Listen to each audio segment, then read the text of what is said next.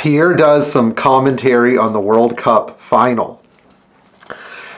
How many of you watched the World Cup final? I know that I was really excited about it. In fact, my family and I watched it in a pupusaria, which is a restaurant that serves pupusas, which are a common meal in Central America, specifically in El Salvador and Honduras. And they're quite good. If you haven't tried a pupusa with loroco and cheese and beans, that's, good stuff. So one of the things that I really loved about this past World Cup was the fact that I could see it. Like, I believed the entire time that Leo Messi was going to get his crown. The guy really is the GOAT. I believe that he was the GOAT from day one. Huge soccer fan. Love soccer. Wish I had more time to watch it. But just watching the way he played, so relaxed, so thought out, so carefully mapped, I was not entirely surprised that Argentina won. But one of the things that we have to give credit for isn't that Leo necessarily won the World Cup for Argentina. Leo did something that I really believe in, that I think a lot of football teams should be doing, and that's that he worked with his team to build them up and make them into a really good team. Essentially, these guys who were inspired by his example worked their way higher and higher up into the tournament so that they started to play together like a machine. Their pressing was excellent. If you don't know what pressing is, it's when one team puts pressure on the other when the opposite team has ball control, to take ball control back and to disrupt any play they're going to make. In fact, the Argentinian team made such a high press that they shut down the French offense until after killing Mbappe's first penalty. It sort of caused a lapse in their confidence, perhaps, or a lapse in the Argentinian press, and that's when Mbappe was able to get his second goal in. Now, some of my commentary about why France didn't make it may echo, that of other footballers, but it seemed to me like there were two people playing on the French pitch. A French-driven team, and then Kylian Mbappe.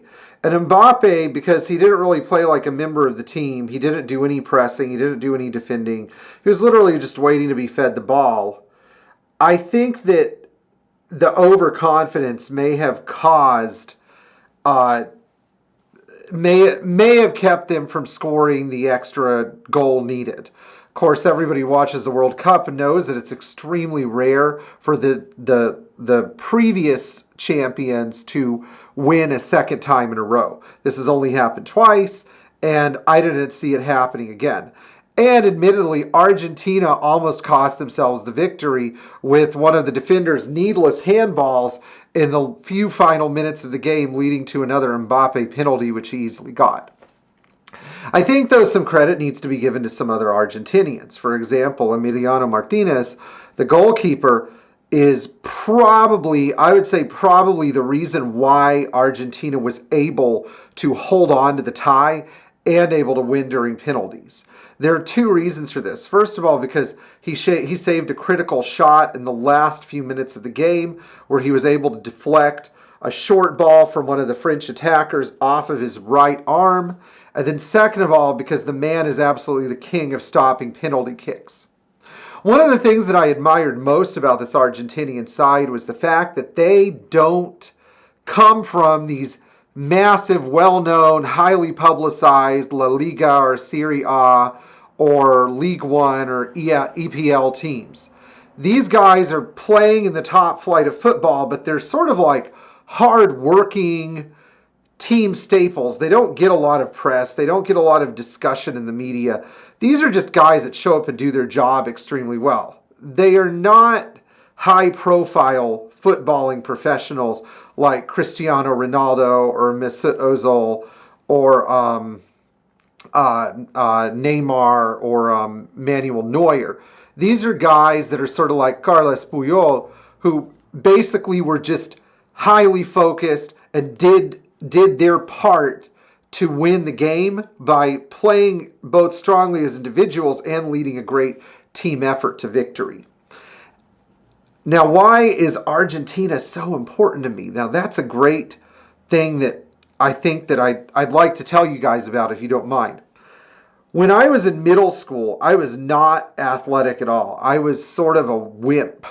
And when I moved to Lebanon, there was one thing that everybody did. They played football. We played anywhere we could, anywhere there was a flat surface. And as you guys probably know, and if you don't know, Lebanon is a very mountainous country, so the only flat surfaces are usually covered in asphalt because there's so few of them. So we played wherever we could. We'd play at a vertical slant in a parking garage. We'd play on concrete. There was no such thing as a giant football pitch there. We would play anywhere, construction sites. We would play anywhere we could find a flat piece of ground that was like a quarter of an acre.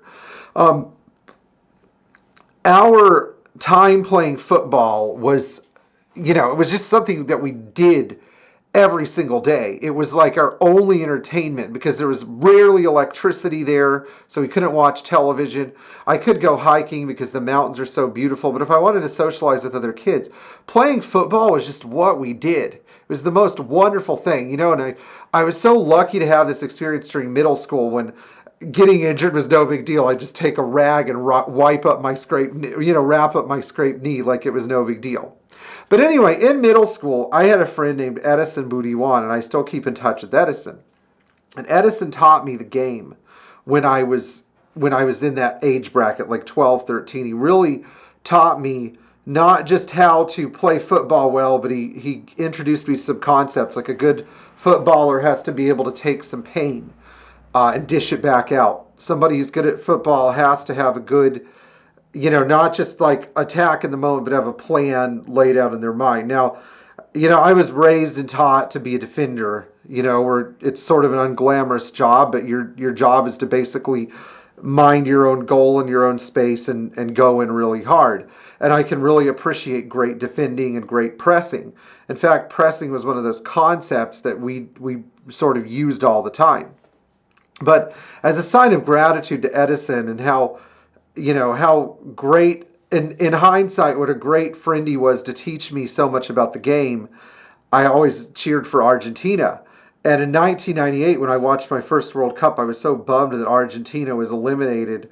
And France went on to beat Brazil. And then Brazil went on to beat France after that. And it was just one of those World Cups that was so unforgettable because I got to see the World Cup in a country where like football is everything, And I don't know. I just have to say that this World Cup was a sweet victory that I waited 24 years to witness. So for those of you that enjoyed seeing it as well, I'm glad that we all got to witness this together because this is proof that Messi is, not only the most humble, great athlete I've seen in a long time, but probably the greatest. And I think what makes him great isn't just his excellent ball control, the fact that he can sort of handle any situation and blow it off without getting too frustrated, but the fact that he considers himself just another player on the pitch and that he doesn't let it go to his head. And I think that that's sort of how all of us need to be too. It's an attitude that I try to emulate, although I probably don't emulate it as well as he does. And one of the things that I really love is when Messi does his goal celebration, how he crosses himself and then points up towards the sky because he remembers his grandmother. And this is so much more modest of a goal celebration than what we see with some footballers where they take their shirts off and dance irreverently. I think that his goal celebrations are sort of a reminder that that we are so small in this world, and the people that inspire us to do things are sometimes people that we wouldn't expect.